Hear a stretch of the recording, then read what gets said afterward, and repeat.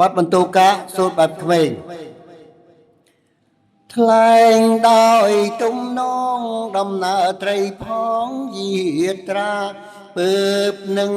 ជុចណាត្រីស្រែកថាវើយជាងចេញជុចថាអើបត់នាងនេះតាមដេចមិញហ៊ានមកប្រើអញជាចេញឲ្យអ្នកជាលបែងត្រី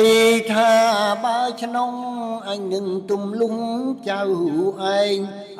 យយល់ជាក់ស្ដែងបិទឯងមកនៅរាំងផ្លូវជុចថាអើបើឯងចង់លងអីលើនិងសំនឹងត្រូវប្រហើខ្ញុំភ្លាសាអាំងត្រីថាអះអើប៉ាងរាំងទេតាមដេចខ្លាំងអួតមានកម្លាំងថាអញក៏ស្មានថាអញខ្លាចហងជុចថាបើក្នុងអញជើញមកចុងចង់លងឲ្យយល់នេះម្ដងទិដ្ឋិដែលជាងដែលដៃត្រីស្ទុំព្រាមចូលក្នុងជុចរមូលហើយនៃជុំពាំងក្រក្រៃនឹងថយក៏ពុំរួចឡើយ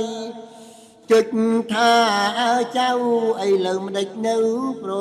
ងើយស្ងៀមស្ងាត់កន្តើយសំរឹងសំរានធ្វើអី